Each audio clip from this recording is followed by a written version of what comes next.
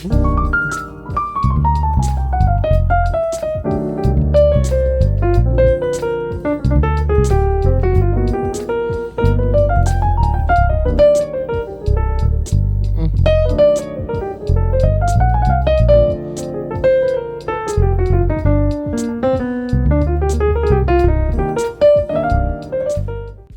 musicians, I'm so excited about this video. I'm going to show you 5 jazz licks that you can add to your playing in just a matter of seconds. And then at the end of this video, we have something special for you. We're going to combine all these licks and show you what you can do with these when you integrate them together. You definitely do not want to miss that. Now, just in case you want to jump around, I have included the timestamps in the description box. All right, so let's not waste any more time. Let's get started.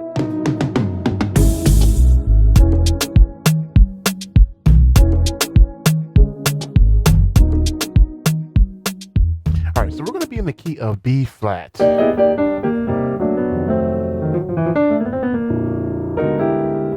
All right, so the first lick is simply this. I'll play it without the chords, and then I'll show you the context. Here we go. It's simply this. One more time.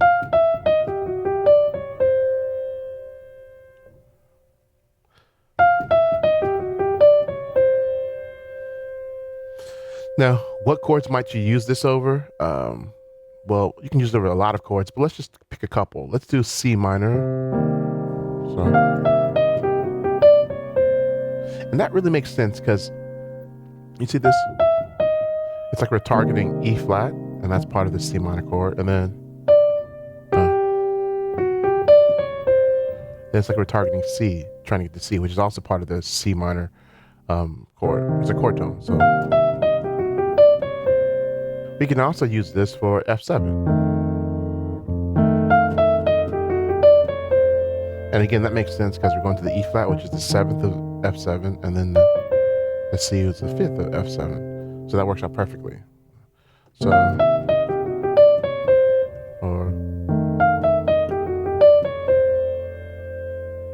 and so some of you might be asking, Corey, what fingers are you using? I'm going 5, 4, 3, 1, 2, 1. 5, 4, 3. And just in case you didn't know, my thumb is 1, pointer finger 2, middle 3, ring finger 4, and pinky 5. So notice my thumb stays on G. So actually my index finger, or my second finger here, is going below my thumb to play the F sharp. I don't want to bring my thumb up to the F sharp, just kind of puts my hand in a weird position.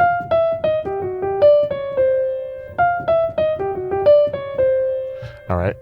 So how would you use this in context? Well, let's do a 2-5-1 because that has both C minor and F7 in it. Let's do a 2-5-1 to B flat, C minor, F7, B flat, and then we might come with like a G7 alto or something like that. Okay.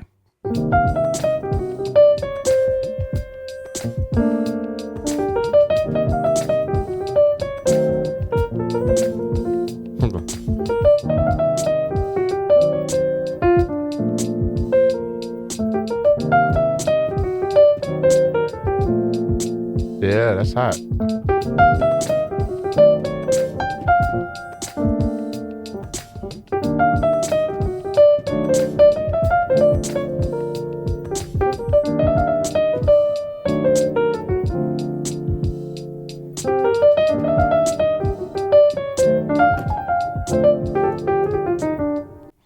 Okay, and you might have noticed, like, I would add extra notes. So let me just talk about that for a second. So the lick was,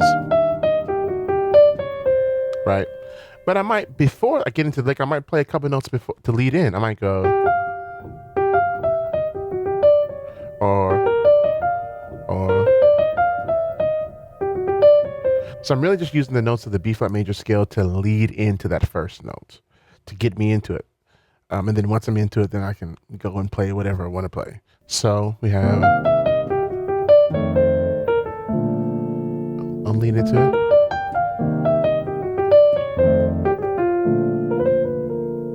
All right, so you seeing that? So that's lick number 1.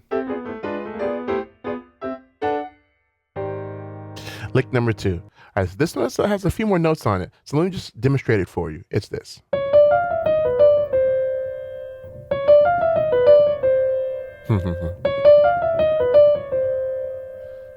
So I know that sounds super complex, but actually it's really simple. It's based on a really simple principle, which is I'm targeting E flat. So I'm going to take two notes below it, D and D flat, and then two notes above it, F and E. And I'm going to like surround it. So watch. And then land my note. So. All right. And then the next part is kind of a similar idea. I'm going to target C.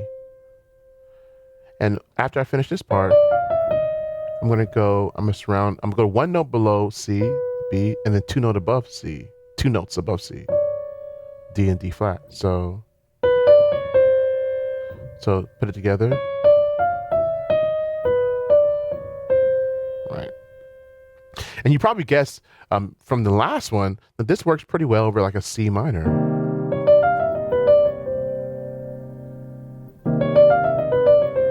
You might be saying, well, Corey, this has an E in it, and it does. Has an E in there, but it's so transitory. We're moving by it fast. So you can play this line over a C minor chord, and it's not a problem. And as you might have guessed, this will also work on like an F7. And you might be asking, Corey, how are you fingering that? So I'm going 2, 3, 5, 4, 3. So. And then 1, 3, 2, 1. Yep.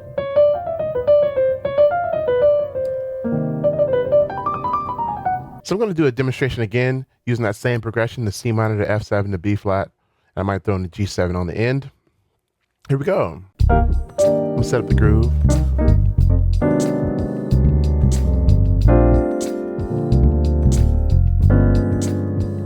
There we go.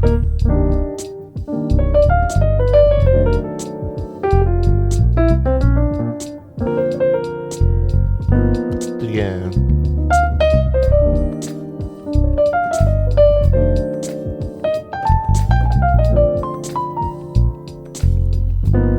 One more time.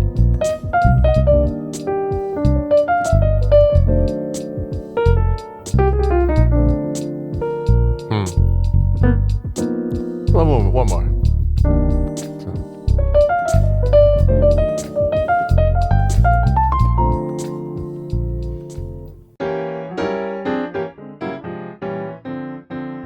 Lick number 3. It's a variation of lick number 2.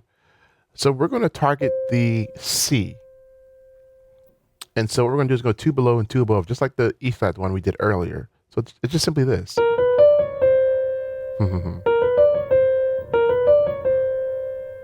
And you might have guessed it works really well over C minor or F7. So let me do it slowly one time. And I'm doing 2, 1, 4, 3, 2. I could do 2, 1, 3, 2, 1. Now this move, you can also like modulate it down to do it over B flat. So I'm doing it over a minor chord or a dominant chord. All right, but if we take it down, let's do it for B flat. Same idea, but just different notes. So we're going to B flat major. We're going to target the B flat. So I'm going to go 2 below the B flat and 2 above it.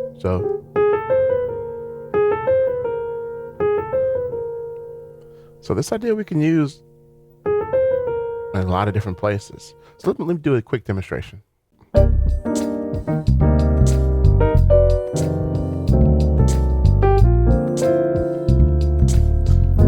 Here we go.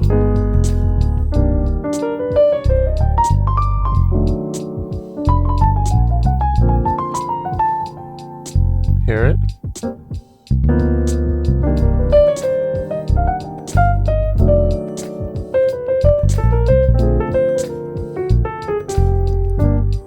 Hear it? Here it is.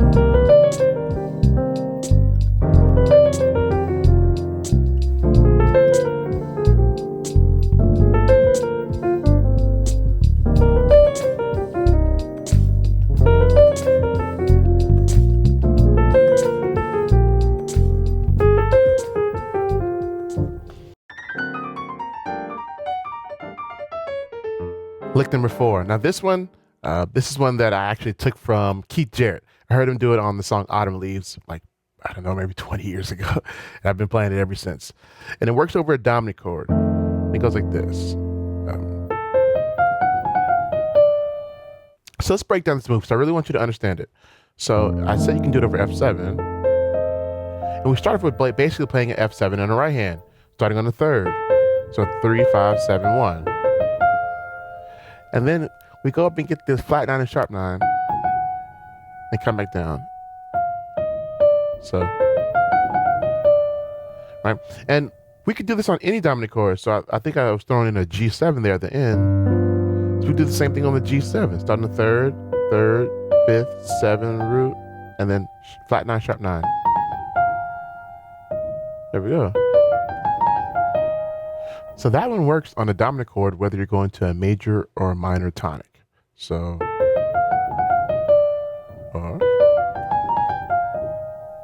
so let's put it into our 2-for-1 and see how it sounds. Inside the groove.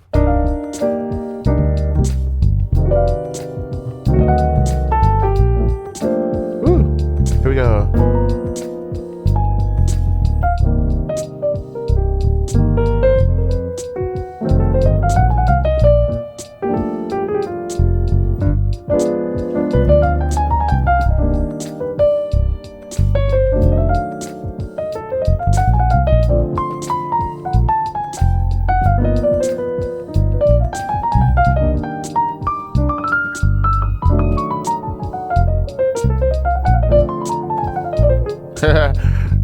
Try to squeeze it in.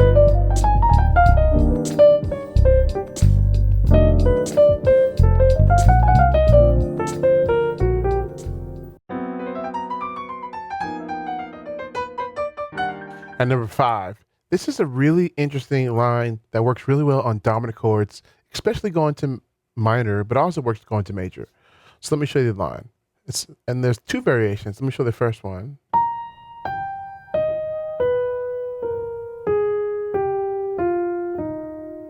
Those are the notes.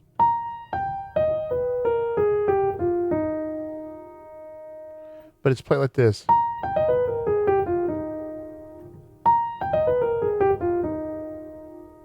So long, then triplet, ba ba ba, then 8th notes. So let's do it over like a G. So let's look at the notes. So we have the sharp 9, the root, sharp 5, the 3rd, sharp 9, flat 9, root 7, and then goes to the 3rd. Now one variation, instead of playing this G, playing the F. So every note's the same except for that second note. So.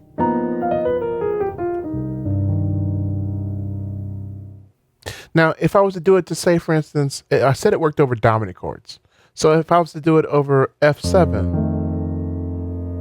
it would be the sharp 9. Now, it had 2 variations. I would do, and depending if I went to B flat minor or B flat major. So, hear that? So, then resolve it. Or if I was going to minor. So far, our 2-5-1 that we've been working on so far, that one's going to B flat major, so let's do it to major. Well, the other variation is where I play that one. First variation. Right. Or. So let's do it in our template song and see what happens.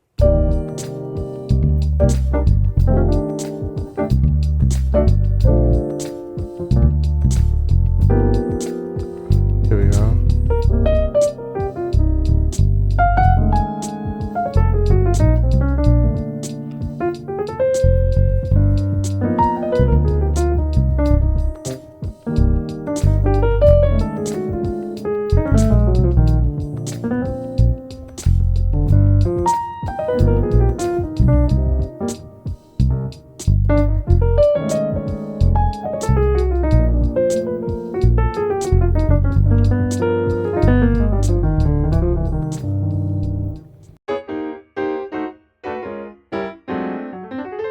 So now that we've learned these 5 jazz licks, now what we want to do is put them together. And so this 2-5-1-6 dominant that we've been playing is a great place to try to put them all together and see what happens. So I'm going to try to reference these licks, and I'll try to let you know when I'm playing them, and let's see what happens.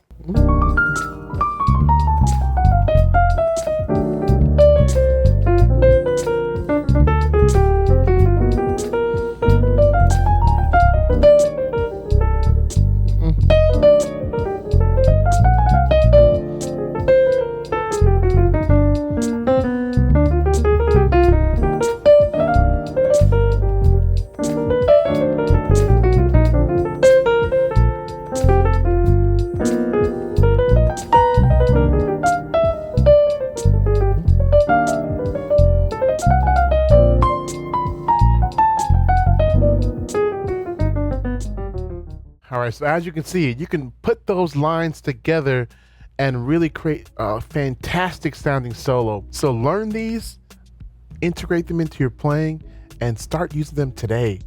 Send me a clip of you playing this. Tag me on social media or something. I want to hear you using these ideas and see what you can do with them. Also, if you are a musician and you're looking for some help, you're struggling and you're serious about improving, let's talk. I would love to meet with you one-on-one and see how I can help you improve. So all you have to do is click the link in the description box and set up a one-on-one free 15-minute video call with me. Now, if you like this video about improvisation, you'll definitely like this one that pops up on the screen. So until the next one, be blessed and happy practicing.